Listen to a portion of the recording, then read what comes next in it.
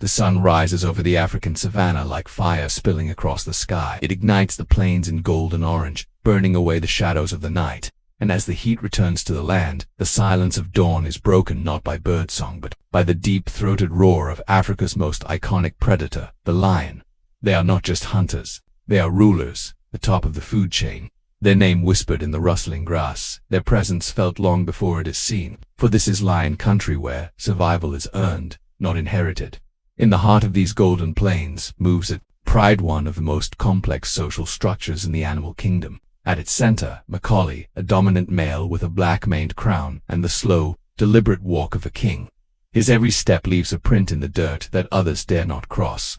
Scars run across his face not from weakness, but from battles won. Behind him trail his lionesses, his queens, sleek and deadly, each with a role.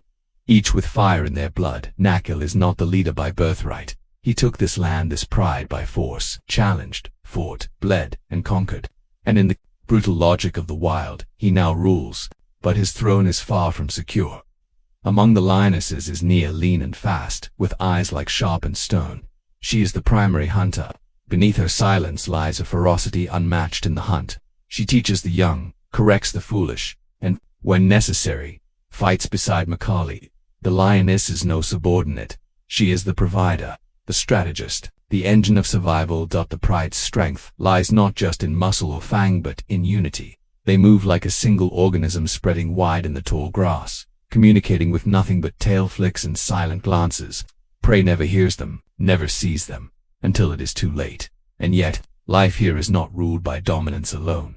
It is ruled by time, the ticking clock of hunger, of drought, of the endless circle of life that gives no mercy. Even kings grow old, even lionesses grow weary, and cubs, though playful and free, are born into a world where every shadow may hide death. In a shaded grove not far from the pride, two cubs wrestle beneath their mother's tail. They pounce, tumble, growl in miniature, but their innocence is a mirage. Hyenas, opportunists of the savanna, stalk the edges of the pride's territory. One misstep, one cub too far from the protection of the group, and the hyenas will strike. Makali knows this. He patrols not for food today, but for safety.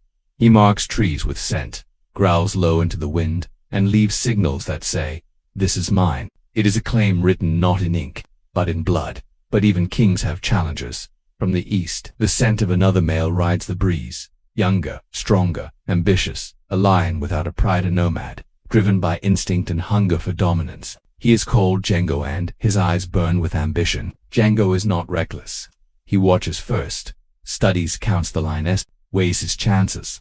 His life has been a test of patience and violence. If he wins, the pride becomes his. If he fails, his bones feed the vultures. Night falls, the stars hang heavy over the savanna, and somewhere in the dark, a roar shatters the silence. Not Makali's. Django has announced himself. A challenge has been given. Makali rises. This is no casual fight. This is legacy versus hunger, power tested by youth. The lionesses retreat into the tall grass, circling their cubs. The pride holds its breath.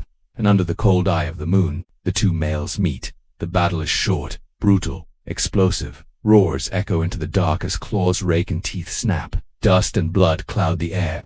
For a moment, time stops, but Django is young, and Makali is still strong. A final blow. Django tumbles into the dirt, defeated but alive. He limps into the night, carrying the lesson of failure in every wound. Makali stands over the spot, his breath heaving, his body soaked in blood and dust. He is still king for now, but the victory comes at a price. Makali's limp begins 2 days later. A wound festers. Infection sets in. He no longer leads the hunts. He lags behind. The lionesses grow restless. Nia takes over more and more, guiding the younger males Kanu and Roho, teaching them to stalk, to kill, to lead. Nature does not wait for old kings to fade. It replaces them quietly, ruthlessly, and one day Makali does not return. No roar, no fight, just absence. His time came not at the claws of a rival, but through the slow, creeping hand of age and infection. And in his place, the pride shifts. Roho, now bold, steps forward. He mimics the posture Makali once held. Kanu flanks him. Nia watches, not with pride, but caution. New leadership is fragile. The savanna smells it. The circle is turned. The cubs, who once wrestled beneath their mother's belly, now stalk gazelle in the dawn mist. The lionesses still lead the hunts, still feed the pride. The males, older now, roar not for dominance but to defend what was won. And across the grasslands, new nomads watch from the edges, waiting because in the world of lions, peace is an illusion, power is temporary, and survival is everything. This is the life of African lions, a kingdom of blood and breath, of sun and shadow, a world where legends are born, forgotten, and reborn again, where every roar is both a song of triumph and a warning of what must be defended.